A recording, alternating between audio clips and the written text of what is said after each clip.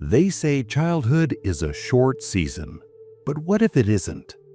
What if it's a blueprint that echoes through every decision you make, every relationship you choose, every fear you avoid, every dream you silence? You were only a child, yet your brain was recording, not with logic, not with words, but with feeling, raw, unfiltered, and permanent. By age 7, more than 90% of your subconscious programming is already in place. Not by your conscious choice, not by your adult understanding, but by repetition, emotional intensity, and your brain's deep need for safety. Neuroscience shows us that the brain of a child operates predominantly in the theta wave state, a hypnotic rhythm designed for learning.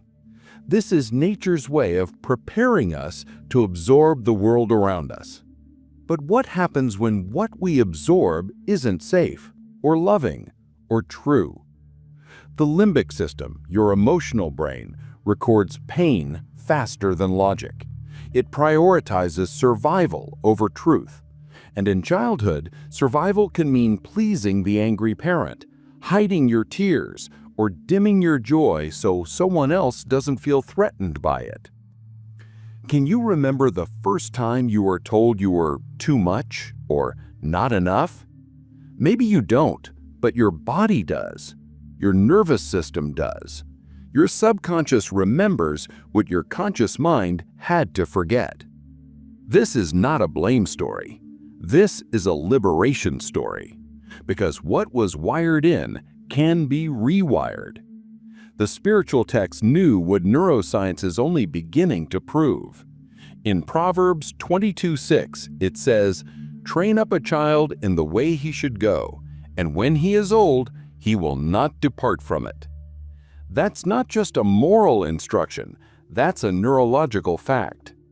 Your childhood wasn't just a time in your life, it became the architecture of your perception. It built the lens through which you view love, worth, fear, and God. But here's the question. What if the lens is cracked? What if the belief system you inherited was built on someone else's trauma? What if the version of yourself you defend today is just a mirror of the wounds you never questioned? Pause for a moment. Think of a situation in your life right now that keeps repeating. Maybe it's the way you sabotage success just when things start going well. Maybe it's how you chase love from those who withhold it. Maybe it's the constant need to prove yourself, even when no one's asking you to. Now ask yourself, who first made you feel that way? We don't become who we are. We become what we needed to be to feel safe. This is the sacred paradox. Your subconscious is not evil. It's not broken. It's loyal. It built patterns to protect you at all costs. But the protection of a child becomes the prison of an adult. The mind says, "I want love." The subconscious says, "Love equals abandonment. Stay away." The mind says, "I want freedom." The subconscious says, "Freedom isn't safe. We were punished when we spoke our truth." So you live divided, one foot on the gas, one on the brake, and you wonder why you feel stuck. Have you ever asked, why do I fear rest? Why do I work so hard to be seen and yet feel invisible? Why does silence feel like danger, even in a peaceful room? Your nervous system isn't responding to the present moment. It's reacting to echoes from your past. And those echoes are powerful because they're emotional. The subconscious doesn't understand language. It understands feeling. This is why affirmations often don't work, because they speak in words, not emotion. You can tell yourself, "I am worthy," 1,000 times, but if your body still holds the vibration of shame, the words will feel like lies. So how do you reprogram what you didn't even know was installed? You must return, not to relive your childhood, but to rewire it. You must step into the memory, not as the child, but as the divine witness, the one who sees, the one who holds, the one who no longer abandons the self. As the Bhagavad Gita whispers, when meditation is mastered, the mind is unwavering like the flame of a lamp in a windless place. To reprogram is not to erase. It is to bring light into the shadows and stay there long enough that the flame becomes steady again. Do you feel the tug of that younger self within you? The one who never got to scream or cry or dance without shame? What would it mean to love that version of you as God does, without condition? To bring grace into the very places you were taught to hide? Because here's the miracle hidden in the science. Neuroplasticity doesn't just mean the brain can change. It means you can choose again. You can build new roads in the mind, new expectations in the heart, new truths in the soul, but only if you're willing to revisit the old ones first. So take a breath, not the shallow breath of survival, but a deep, soul-awakening breath, a breath that says, I see you, child, and I'm coming back for you. And now ask yourself this: what are the beliefs I inherited that I never gave myself permission to question? What fears belong to someone else, but I carry them like my own? What version of me is finally ready to be rewritten?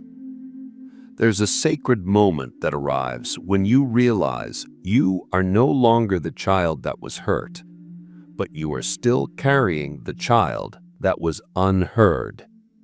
And this child is not asking you to go back and fix the past. They are simply waiting for someone, anyone, to finally listen without fear, to hold their trembling truth without trying to explain it away. Because trauma is not what happened. It's what we felt in the absence of safety. It's the story we told ourselves when no one told us the truth. I wasn't picked because I'm not good enough.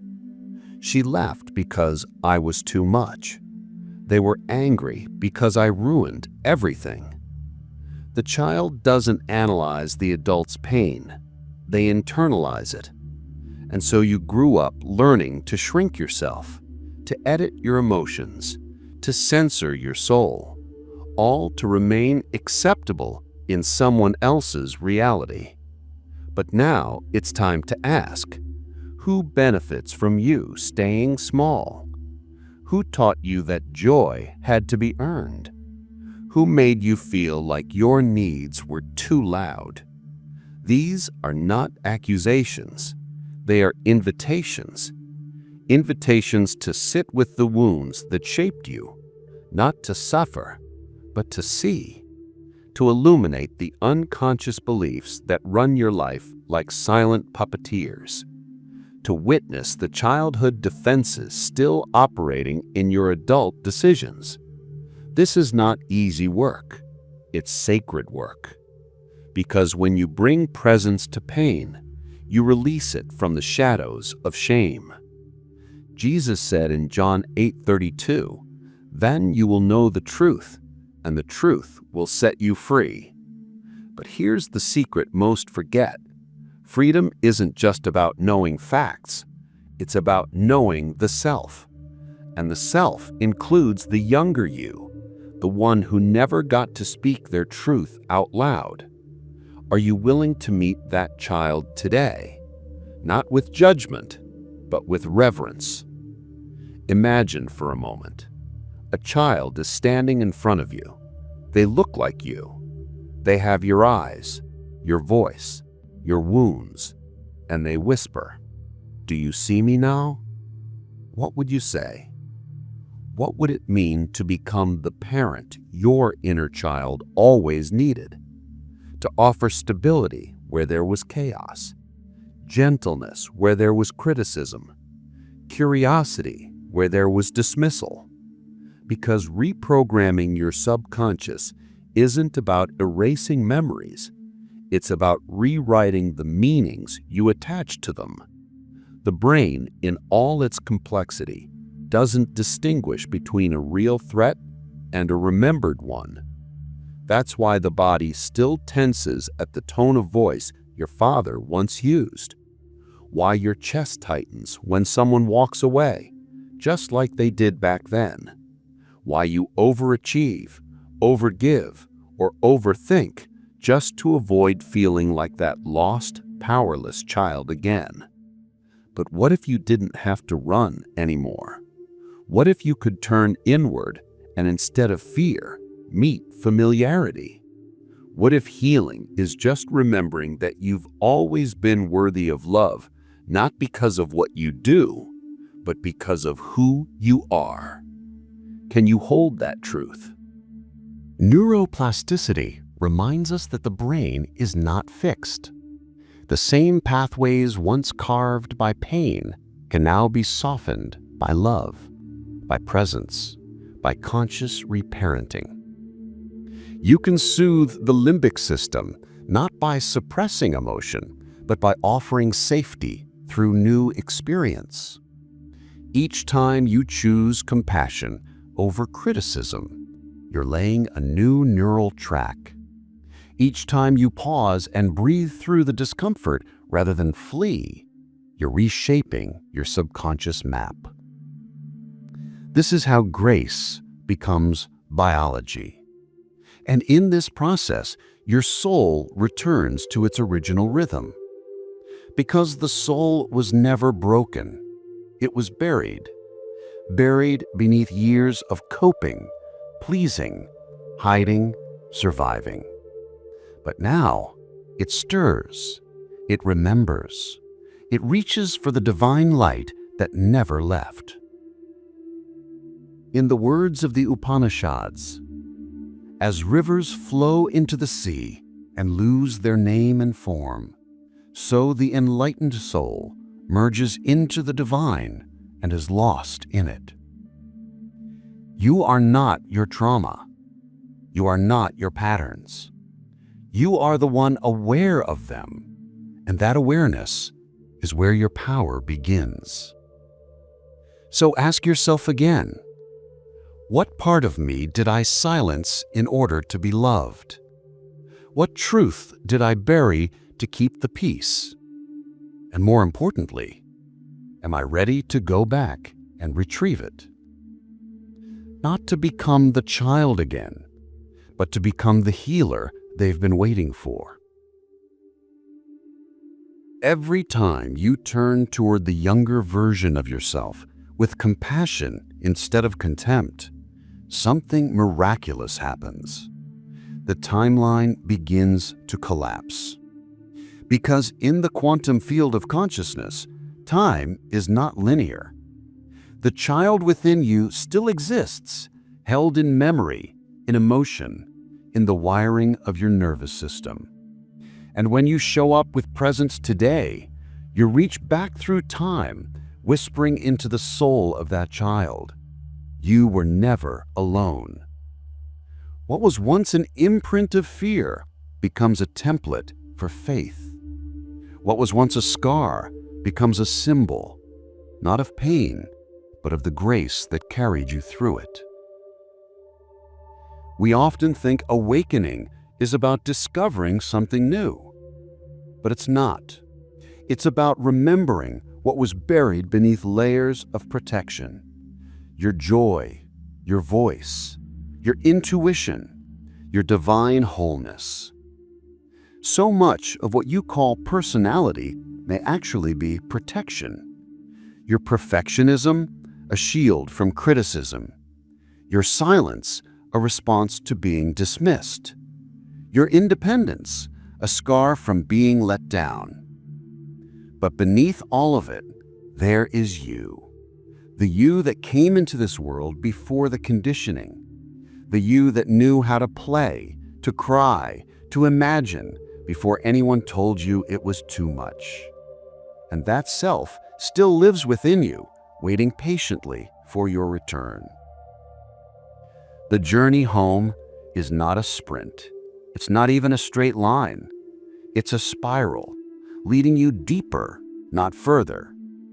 Deeper into self-awareness, deeper into self-trust, deeper into divine remembrance. It is in this descent that you find ascent. It is by honoring the wounds that you rise in wisdom. As Rumi once wrote, "The wound is the place where the light enters you." What if your deepest pain wasn't your failure, but your initiation? What if your childhood wasn't the end of innocence, but the beginning of awakening? When you were young, you didn't have control, but now you have choice, and that choice is sacred. You can choose to pause when your triggers arise. You can choose to speak to yourself with the gentleness you were denied. You can choose to release the expectations of a wounded world and embrace the truth of a liberated soul. But that choice begins with honesty, radical honesty, about what shaped you, about what still holds you, and about what you're ready to surrender. So I ask you, what survival patterns are you still calling personality? What inherited fears are masquerading as your truth? What parts of yourself are waiting to be reclaimed, not corrected? You are not here to be perfect. You are here to be whole. And wholeness requires you to welcome back every part of you that you exiled: the angry child, the grieving teenager, the lost adult. You welcome them not to let them rule, but to finally let them rest. Because when the inner child is no longer in charge of your reactions, they become a source of creativity, joy, and presence. When the subconscious is no longer programmed by fear, it becomes a channel for intuition, grace, and divine guidance. And when your story is no longer ruled by what happened to you, it becomes a reflection of who you truly are, a soul, infinite and luminous, wrapped in human form, learning to love itself back into remembrance. So breathe. Feel the space between your thoughts. Feel the softness returning to your heart. This is the moment of reprogramming, not with effort, not with force, but with presence.